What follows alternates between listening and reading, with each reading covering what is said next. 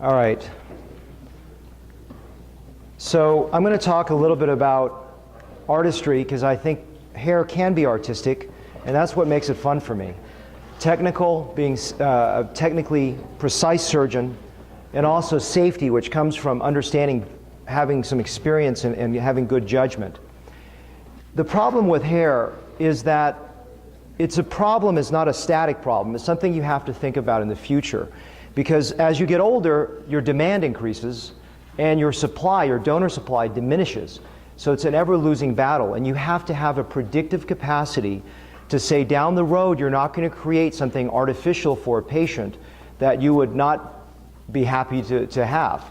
And that's what the dilemma is, the younger patient in particular, the younger male patient with male pattern baldness. We have to understand this Norwood pattern, and if you don't understand it, go start looking at people's balding patterns, because if you don't see it, you're going to create hairlines that don't make sense.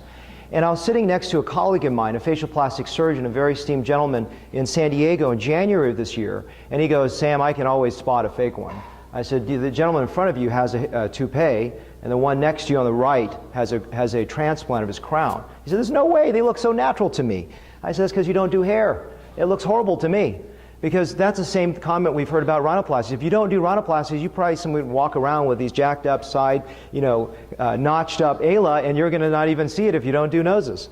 That's the same thing with hair. So you'll have a guided understanding as you mature with your experience with hair.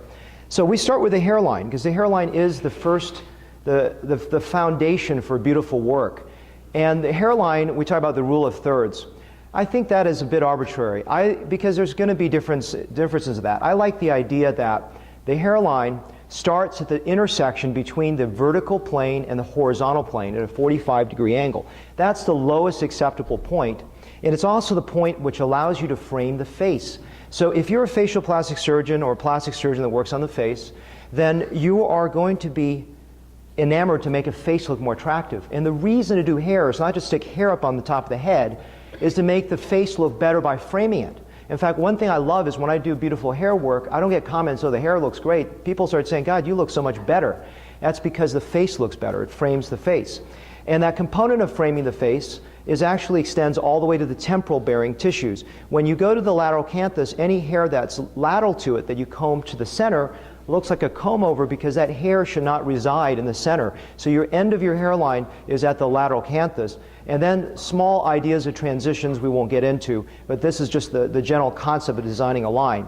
When I run my course in St. Louis, the one thing I notice is that people stay too much in the front of the patient. They don't go to the sides and look.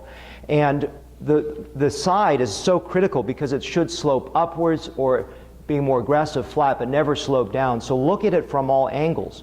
One of the biggest angles to look at it is actually from a mirror, because I will sit there and draw a very quick hairline. I'll take a step back and put the mirror up, and I stand behind the patient and look at the mirror. And I think, I haven't published this idea, but the concept behind this is I think that the scalp topography is different. So when you flatten it, it gives you two ideas. It gives you a very immediate feedback how straight that line is, because it puts it into a two-dimensional world. It also knocks out all those scalp asymmetries, so you get a very clean view. And it's so important to have a relatively straight line on a mirror view, because that's how the patient is photographed and how they see themselves. And it's also important to have a relatively straight view from a three-dimensional world, because that's how you see the patient. So the other idea is understanding the hairline is not just the front, it's the temple as well. Because if you just draw this hairline way up here and you don't build up the temples in that light gray zone, it's going to look fake. And that's some reasons why toupees don't look natural, even the most natural ones today. And how can I spot it out? And the reason is that the temple recessions are so significant that even though it's a woven, gorgeous hair system, it doesn't match a natural hair pattern. But I always advise in St. Louis in my courses, don't start doing temple transplants, because they're very difficult and it's so easy to make an unnatural result. I advocate not doing it for at least 5 years, if not 3 years into your practice. The patterns of recession, if you look at the green over here, this is more of a not aggressive, but sort of standard frontal temporal recession. And this is for a gentleman that's very donor depleted, and you can see that the temple loss matches the anterior hairline loss, and so that pattern has got to make sense, the Norwood pattern. You heard Janice talk about PRP. I love PRP. It is actually the best single thing I've done for my hair transplant practice in the last decade. It has made my hair growth so much better, more consistent, faster growth. When I'm seeing significant growth at 4 months instead of 6 months, I'm seeing better clinical results. I'm not seeing less recovery time. And the way that I'm doing this, by the way, is I'm taking Autologel brand PRP, and the theory behind Autologel is that it has about a 1 to 1.5 times physiologic platelet level, because platelets carry the growth factors, but if you have very, very high platelets, in some studies they've shown that it actually can degrade the growth factors, and you want no erythrocytes or leukocytes in there, because that can be pro-inflammatory and degrade it. I mix that with A-cell, which is short for porcine bladder basement membrane, and that actually acts as a scaffold. Some doctors out there only do PRP, some only do A-cell, and some mix the two. I've just gotten such great results so far that I love mixing both of them. And just some really interesting photo here is a gentleman that I did his front, and I just PRP'd his back, and I'm seeing growth. And I had some colleagues of mine actually have noticed this as well, is just PRP in certain areas showing hair growth. So it's phenomenal, not activated by anything, just injected. And it also, what I found is variability when I put the ring block in. Sometimes it subsides after a few hours, even with the Marcaine. And that supraorbital block really sustains the anesthesia for quite some time. Tumescence in the world of hair restoration is critical. I like to think of it like a ship over water. This is the blade, this is your nerve and blood supply, and this is the tumescence solution. So you don't want to be riding it at low tide, because if you don't put tumescence in, you get significant discomfort. I had a gentleman just come to me, and he went to a very esteemed colleague of mine, had a hair transplant, and his result, he said, was like a 9 out of 10 in terms of pain, and when he did mine, he had a 2 out of 10. And I think it's the reason is I work really hard to protect the nerve and blood supply, and that begins with excellent tumescence. The system that I really have liked to use is the Cole self-filling instrument. It's not good for facelifts because it's too small. I tried it, it's a 3cc, but it helps minimize needle sticks, and it's such a rapid ability to fill that backside, and I love this instrument. I have no financial affiliations with any of these companies I'm mentioning, by the way. And then just taking really good care of harvesting, because the foundation for a beautiful, clean incision line is not the closure. It begins with a transection-free harvest, and one in which the nerve and blood supply is saved. I rarely, if ever, have any bleeding, and I'm so careful to protect all the nerve and blood supply below. So this is just showing you how you make sure you have your angulations correct during the harvest time, so you minimize transection. I put in the ring block of the Marcaine next, and that's going to give me the block for the rest of the time. And then just as a little slide to remind me that ketorolac or Toradol at the end of the case is wonderful, just to cut down any postoperative discomfort. This is the part of the talk I love, which is, that was all mechanical. Good mechanics is important, but the artistic component I'm passionate about is the recipient site design, because that's where you really can create a work of art, where you have a limited amount of paint, that you've got to paint the canvas, and the way you strategize and the way you design it is going to reflect your work. And so how do you start? You first have to understand all the little areas of the scalp, because the hair in each of those areas grows differently. And so I thought about it, I love teaching, and I was thinking about how can I communicate this more clearly to someone just starting out. So I came up with the idea of a box, because the scalp is really nothing more than a box. There are vertical planes and horizontal planes and transitional planes. So I like to have people understand that from the front view, remember that 45-degree transition, that's called the hairline. And then on the back side of the head, from horizontal to vertical scalp, it's called the vertex transition zone. So the crown is sitting on the vertical posterior scalp. And then remember I told you from the lateral crease, which is the lateral canthus, you get temporal hair, or the lateral hump, in very great degrees of recession. And the mid-scalp is everything between. And so if you understand the topography of the scalp, you understand how to create shapes and designs and patterns that make sense. And so what does that mean? It means the angle and direction of your sites that you make, where this hair grafts will go into, will make logical sense. So don't worry about the tilt, but the angle is just AP, how you make the site, and the direction is going to be lateral vis-a-vis a standard anatomic perspective of the face. So this is just a schematic that just shows you different angles. I'm sorry, skipped ahead. You can see that these are very low. In fact, you can't go too low here, and you can't go too high on the crown. And there's reasons for that. We won't get into too much, but I'll talk a little about this more in a second. And these go super flat. I mean, they're lying flat, and they cascade down one row after another. So these are ideas, and if you don't understand this, find someone who has a full head of hair but keeps his hair relatively closely shorn, and you're going to see that pattern that exists in nature of how it looks on a man, and it's different for a female, which I'll show you in a second. The idea of the central forelock is that if the central forelock is not completely filled in, which is right here, the person looks bald. So you really want to focus on that. And the thing that I've been doing of late in the last couple of years is creating what's called a convergence pattern, which I was taught by a colleague of mine, which is the idea if the scalp slopes like this, you want your recipient sites actually angle slightly inward so that they won't fall open, because you really want all the density to be focused right in the center.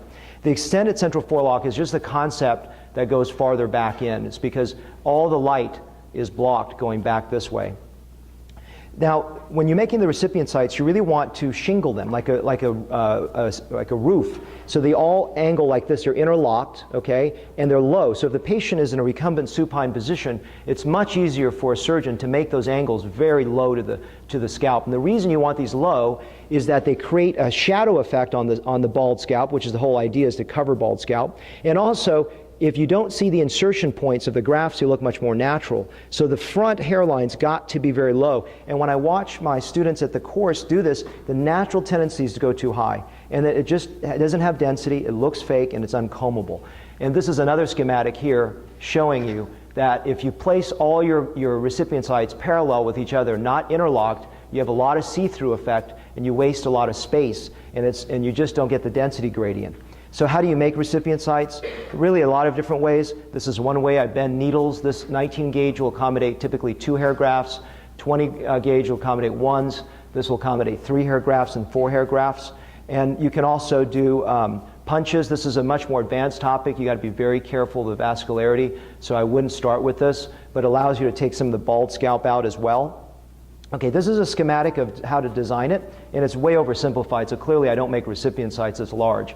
But these are potentially what's called difollicular grafts, which is in the right candidate. If there's grafts that are locked together, that they're very close together, you can actually keep 2 follicular units together, so you can pack them in more tightly. I build that backwards, and then from that I build the hairline going forward. So you want to think of it like a coastline. A coastline is it just breaks apart, and you get this very natural, irregular pattern, and you finish it with creating sentinel hairs, which are these 1-hair grafts that float in front of the hairline. And this is just a result that you can see the little sentinel hairs, you can see the natural, irregular pattern. It's not so jagged, and it's not so straight, and it's that slight difference that makes the difference between an artistic result and one that looks fake. And this is to show you the idea that not only are the recipient sites angulation important, but transitions.